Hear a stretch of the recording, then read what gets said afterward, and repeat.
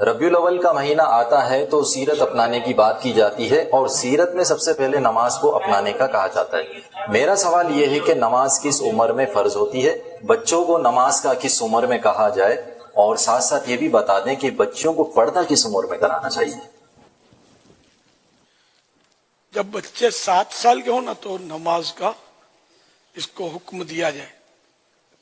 ماں باپ جو اس کو نماز کا کہیں کہ پڑھو پڑھو پڑھو۔ 10 سال کے ہوں تو اب یہ کہ اس کو مطلب پڑھائیں،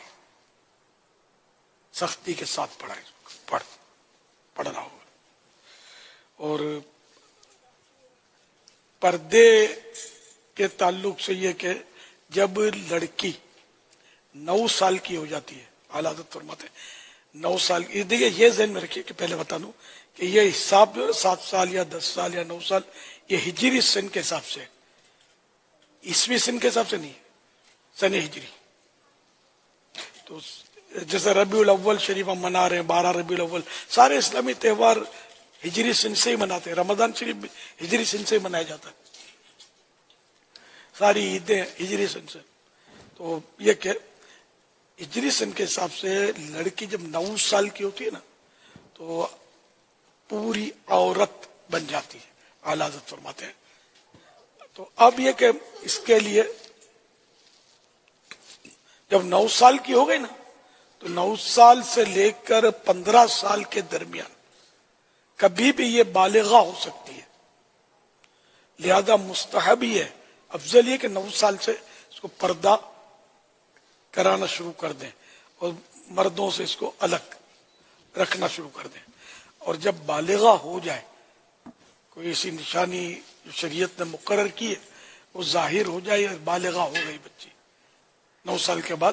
جب بھی بالغہ ہوئی 15 کے اندر تو اب پردہ فرض ہو گیا اس پر، اب پردہ نہ کرنا اس کا یہ گناہگار کرے گا اس کو۔ اچھا، اب اگر کوئی نشانی ظاہر نہیں ہوئی تو جیسے ہی ہجری سن کے حساب سے پورے 15 سال کی عمر ہو گئی لڑکی کی تو اب اس پر پردہ فرض ہو گیا۔ تو جیسے ہی وہ بالغہ ہوتی ہے تو پردہ تو فرض ہوتا ہے، نماز بھی فرض ہو جاتی ہے، روزے بھی فرض ہو جاتے ہیں، رمضان شریف کے آنے پر زکوٰۃ بھی جب کہ شرائط پائے جائیں، حج کے بھی جب شرائط پورے ہوں، تو یہ سب اب یہ اس کو مکلف کہتے ہیں، مکلفہ، مکلف مانے پابند، کہ اب یہ پابند ہو گئے شریعت کے احکام کی۔ لیکن اب تو بڑی بڑی لڑکیوں کو بھی بولتے ہیں تو بچی ہے، بچی ہے، بچی کے اگر پردہ نہیں کرواتے، پھر بھی پردہ نہیں کرواتے تو شاید بچی کو پھر کیا بڈھی گئے کیا گئے؟ تو یہ بڈھی تو عورت کے حق میں بہت بڑی گالی ہے، کسی کو کہہ دو بڈھی ہے خلاص کبھی برداشت نہیں کر سکی، تو پھر کب پردہ کروائیں؟ تو اس لیے بہرحال یہ کہ بچیوں کو پردہ کروائیں، اس کی عادت ڈالیں، ورنہ پھر آج کل لڑکیاں جس طرح مطلب زندگیاں گزار رہی ہیں اور آئے دن مطلب وہ خودکشیاں بھی ہو رہی ہیں، لڑکوں کے ساتھ بھاگ جاتی ہیں، حرام کے بچے کچرا کنڈی پہ پھینک دیے جاتے ہیں، اور بڑی مطلب تباہی مچی ہوئی ہے۔ تو اگر حقیقی معنوں میں پردہ مطلب نافذ ہو جائے نا تو یہ بہت ساری برائیاں گندگیاں ختم ہو جائیں۔ جو لوگ مطلب ان چیزوں کو آواز دیتے ہیں نا یہ مطلب اپنی ماں بہنوں کو بھی تباہ کر رہے ہیں، کہ مطلب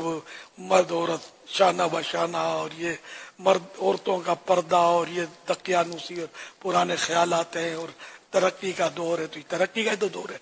جب تو کچرا کنڈی پر بچے حرام کے مل رہے ہیں۔ کیا کبھی تاریخ میں پڑھا تھا مسلمانوں کی جب عروج تھا اور جب نیک لوگ ہوتے تھے، پرہیزگار لوگ ہوتے تھے، دور صحابہ کرام میں ملا، کبھی تابعین میں ملا، کبھی تابعین کے دور میں کبھی سنا کہ کچرا کنڈی پر بچے ملتے تھے؟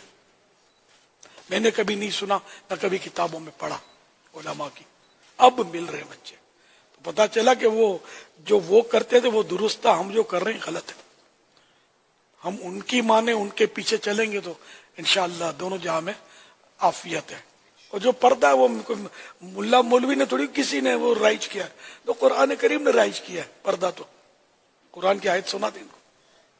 وقرن فی بیوتکن ولا تبرجن تبرج الجاہلیت الاولی،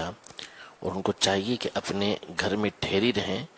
اور جس طرح پہلی جاہلیت تھی اس انداز میں باہر نکلتی نہ پھریں. صلو علی الحبیب صلی اللہ تعالی علی محمد.